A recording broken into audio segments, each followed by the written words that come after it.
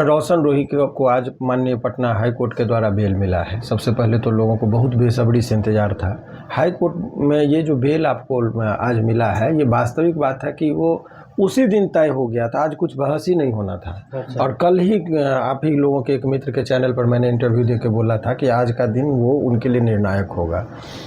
तो अभी इस पूरे प्रकरण में जो जिस तरीके से एक निर्दोष लड़का को फंसाकर उसकी ज़िंदगी को बर्बाद करने की पूरी कहानी लिखी गई थी, उस कहानी का आज अंत है। और उन लोग जो लोग 20 साल 25 साल सज़ा दिलाने की बात कर रहे थे, उनके लिए कोर्ट का जो ये आदेश है उनके लिए पर्याप्त जवाब है।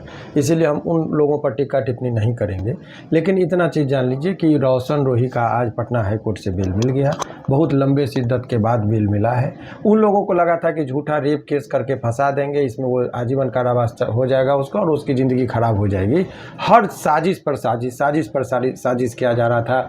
कभी फर्जी डॉक्यूमेंट्स तो कभी कुछ तो कभी कुछ लेके आया जा करता था। तो आज पटना हाई कोर्ट से बेल मिला है। लेकिन आप लोगों का दूसरा प्रश्न मैं बता रहा हूँ कि उनके जो चाहने वाले हैं उनको अब है कि सर वो निकलेगा कब, तो उसके संबंध में जानकारी कानूनी प्रक्रिया समझ। जैसे आज बेल मिल गया, बेल मिल जाने के बाद यहाँ का ऑर्डर जाता है और निचली अदालत, और वहाँ के कोर्ट से रिलीज ऑर्डर बनता है। जो जेल पर जाएगा तो वो छूटता है। इस प्रोसेस में 1-2 दिन का वक्त लगता है। बेल आज मिल गया, पटना हाई कोर्ट ने बेल दे दिया है। तो अगले 1-2 दिन में जैसे ही यहाँ से चिट्ठी जाएगा वो निकल जाएंगे। तो यही चीज़ें हैं।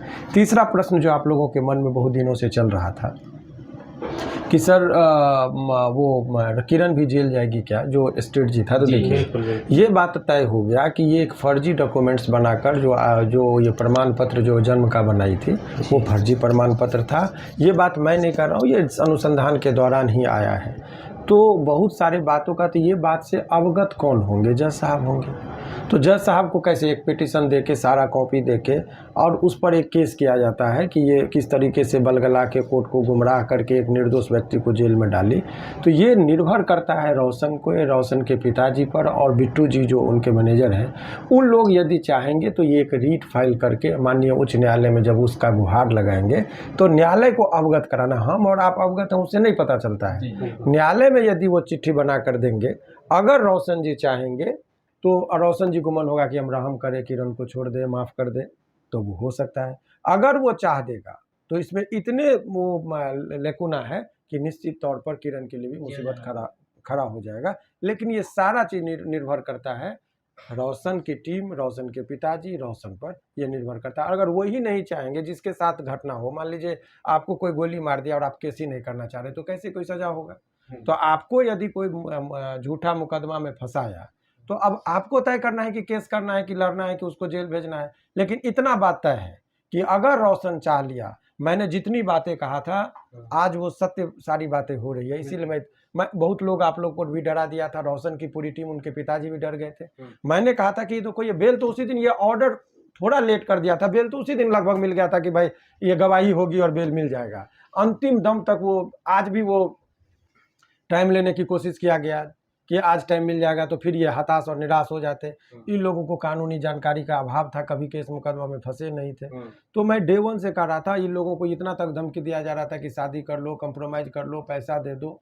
लेकिन हमने कहा था कि तुम मत करो, जेल चले गए हो, अब जो भी चीज़ें हैं तुम सामना करो, मैं तुमको निकालूंगा। और ये मेरा कुछ भी कमाल नहीं है, ये उसी दिन ऑर्डर का जो कमाल था।